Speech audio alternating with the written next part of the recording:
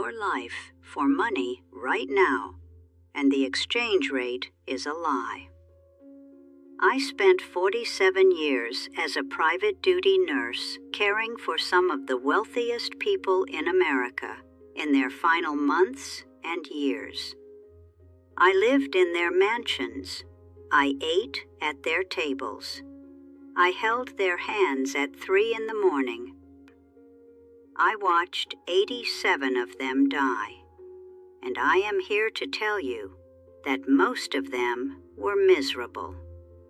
Not uncomfortable, not worried, miserable, profoundly, desperately unhappy in ways that their money could not touch. I need you to understand something before we go any further. I'm going to tell you money does not matter. That would be foolish. Money matters. I grew up during the Depression. My father lost his job in 1931, and we ate large sandwiches for 2 years. I know what poverty feels like. I know the terror of not being able to pay rent, not being able to see knowing if there will be food next week. That kind of poverty will crush your spirit and your health and your relationships. Money solves those problems. Anyone who tells you otherwise has never been truly poor. But here is what I learned in 47 years of sitting at the bedsides of the rich, and it comes much sooner than you think, where more money stops helping and starts hurting. Not because money is evil, because what you sacrifice to get it is irreplaceable, and what you buy with it is worthless.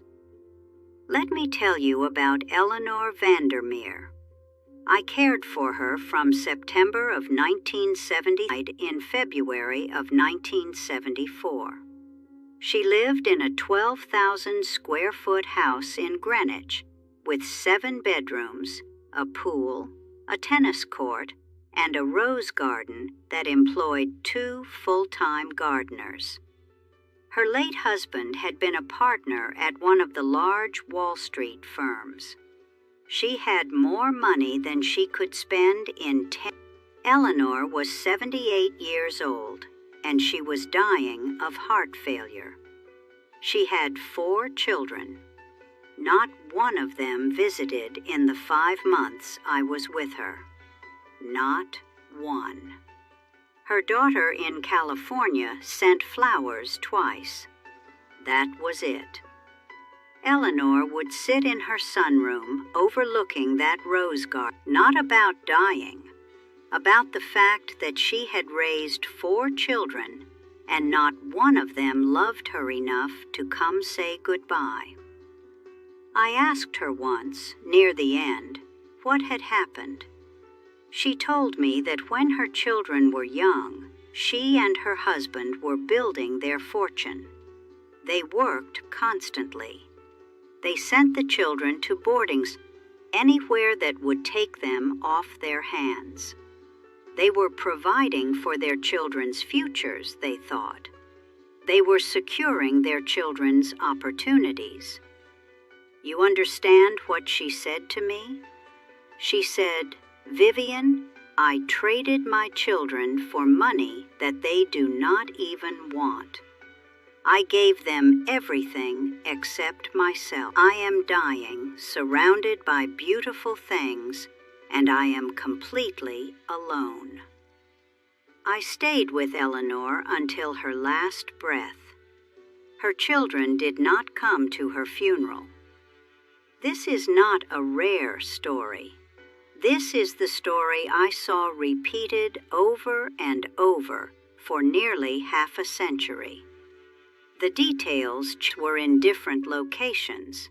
The fortunes came from different sources, but the loneliness was identical. You need to hear this. You are probably watching this video because you are working too much. You are probably telling yourself that you are doing it for your family. You are probably thinking that once you reach some number, level of security, then you will slow down. Then you will spend time with your children. Then you will call your mother more often. Then you will nurture your friendships. Then you will rest. I watched people die with this exact plan unfinished for 47 years. The money then never arrived. Let me tell you about another patient, Richard Harwood. I cared for him in 1982 in a penthouse on Park Avenue. 23 rooms, a view of Central Park that would stop your heart. A Picasso in the living room, an actual Picasso. Made man. He had started with nothing, built a manufacturing empire, and accumulated a fortune that most people cannot comprehend. He was proud of this, and he should have been. It is not easy to build something from nothing. He worked 18-hour days for 40 years. He missed his children's graduations, birthdays. He told me he thought he was doing the right thing. He was making sure they would never have to struggle like he did. Richard was dying of emphysema when I met him. He could not walk across the room without running out of breath. He spent most of his time in a hospital bed in that penthouse, looking out at Central Park. One afternoon, I was adjusting his pillows, and he grabbed my hand. His grip was weak, but desperate. He looked at me and he said, "Vivian, I have spent my entire life accumulating things. I have more things than anyone could ever need. And right now, lying here, I would trade all of it, every property, every painting, for one more year with my wife." His wife had died 8 years earlier. They had been planning to travel together when he retired. He was always going to retire next year. Next year never came. She died of a stroke at 64, 6 months before his. Richard died 3 weeks after that conversation. His children sold the penthouse and the Picasso. I do not think any of them kept anything of his. I want to ask you something, and I want you to answer honestly, in your own mind, not out loud. How much of your life are you currently postponing? How many do you love? How many weekends have you spent working instead of living? How many times have you told someone, "I am sorry, I cannot, I have to work"? How many times have you thought to yourself, "Someday I will have time for this"? Someday is a lie you are telling yourself so you do not have to face the trade you. The research on this, by the way, backs up everything I saw. Scientists have studied this for decades now. They have found that once you have enough money to cover your basic needs and some security, more money does not make you happier. A Princeton study found that happiness levels off around $75,000, which has refined this, but the basic finding holds. After a certain point, more money does not buy more happiness, but we keep chasing it anyway. You know why? Because we can measure money. We can see it grow. We can compare it to others. It gives us something to aim at. Happiness is harder to measure or harder to quantify. We do not get promotions for being good parents or gold stars for calling our mothers. So we optimize for what we can count, and we let the things we cannot count slip away. And then we wake up at 78 like Eleanor Vandermeer, surrounded by beautiful roses and nobody who loves us. Tell you about someone different now, because I did not only care for unhappy rich people, I also cared for some who figured it out. Margaret Hennessy. I cared for her in 1989 in a modest colonial in Stamford, Connecticut. By the standards of my usual patients, Margaret was not wealthy. She had a comfortable house, my care, and not much more. Her husband had been a high school principal. She had been a teacher. Margaret was dying of cancer. She was in considerable pain most days. But here is what I remember about Margaret. Her house was full of people. Her 3 children came every week. Her grandchildren came after school. Colleagues she had not seen in years came. The house was small and cluttered and always filled with voices. Margaret told me once that she and her husband had made a decision early in their marriage. They decided that they would never sacrifice time with their children for extra money. Her husband turned down a position as superintendent, evenings and weekends. Margaret turned down a promotion to department head for the same reason.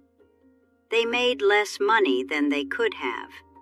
They lived in a smaller house than they could have afforded if they had both worked more. But they ate dinner together every night for 34 years. They went to every recital, every game, every school play. Children's friends. They knew their children's fears. They were present. When Margaret died, her children were holding her hands, all 3 of them. They were crying and telling her they loved her and thanking her for the life she had given them. I have been present at many deaths. I can tell you that there is a difference between dying surrounded by people who are waiting for their inheritance. The difference is everything. You may be thinking to yourself right now that this is easy for me to say. I am not in the rat race anymore. I do not have a mortgage, children to feed, college tuition to save for. What do I know about the pressures you are facing? I know this. Sacrificed their relationships for money, told themselves the same thing you are telling yourself right now. They all believed they had no choice. They all believed the pressure was unique to them. They all believed that they were doing the right thing for their families. They were wrong. And they only realized they were wrong when it was too late. The people who figured it out, people like Margaret Hennessy, they had the same pressures. They had mortgages and children and bills. They were not privileged people who could afford to opt out. They just made different choices. They said no to some things so they could say yes to other things. In their children's lives was more important than a bigger house or a fancier car. These were not easy choices. They involved trade-offs and sacrifices, but they were choices. You have choices too. You are just pretending you do not because the choices are hard. I learned from 47 years at bedsides. Nobody in all those years ever told me they wished they had worked more. Not one person. Not the executives, not the lawyers, not the doctors. Not the people who built empires and the people who inherited them. Not one single. I wish I had spent more time at the office. But many of them wished they had worked less. Many of them wished they had been home more. Many of them wished they had put down the phone, closed the laptop, ignored the email. Many of them wished they had said yes to the fishing trip, the school play. Many of them wished they had been present for the lives that were happening around them while they were busy accumulating money they would never spend. I have one more patient to tell you about. His name was James Whitfield. I cared for him in 1995. He was 91 years old, in a brownstone on the Upper West Side. He was worth more than $100 million. James was different from most of my patients. He was not bitter. He was not lonely. His children visited constantly. His grandchildren adored him. He had a contentment about him, people with his kind of wealth. I asked him about it one night. I asked him how he had managed to be so wealthy without becoming miserable. He told me that when he was 42 years old, his best friend died of a heart attack, dropped dead at 44. Worked himself to death. That was 1946. After the funeral, James went home and did something radical. He calculated how much money he actually needed to live comfortably for the rest of his life. He added a cushion for emergencies. He arrived at a number. And then he stopped. 60-hour weeks. He stopped chasing the next deal. He let younger partners take over. He started coming home for dinner. He started coaching his son's baseball team. He started traveling with his wife. He started living. His partners thought he was crazy. Money on the table. He told me that was the point. He said, "Vivian, I decided to leave money on the table so I could sit at the table with my family instead." James Whitfield lived for 49 more years after that decision. He had enough money for anything he wanted, it turned out, was time, and he gave himself permission to take it. I am 101 years old. I do not know how much longer I have. Could be years, could be months, could be next week. At this point, you stop pretending you know. But I have lived long enough to see entire generations make the same mistake. I have watched people sacrifice their lives for money they never spend, on happiness they never feel. I have watched families dissolve over inheritances that bring nothing but misery. I have lived with full bank accounts and empty hearts. You do not have to join them. You can decide today that you have enough. You can decide that your presence is more valuable than your production. You can decide that dinner with your family is more important than another hour. You can decide that calling your mother this week matters more than answering that email tonight. These are choices. They are hard choices, but they are yours to make. I am not telling you to quit your job or throw away your ambitions.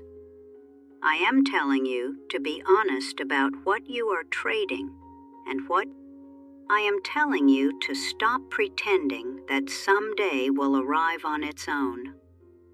I am telling you that the people you love will not be here forever, and neither will you. James Whitfield calculated his number at 42 and gave himself 50 years of life instead of 50 years of work. What is your number going to stop? I have said what I needed to say. I am tired now.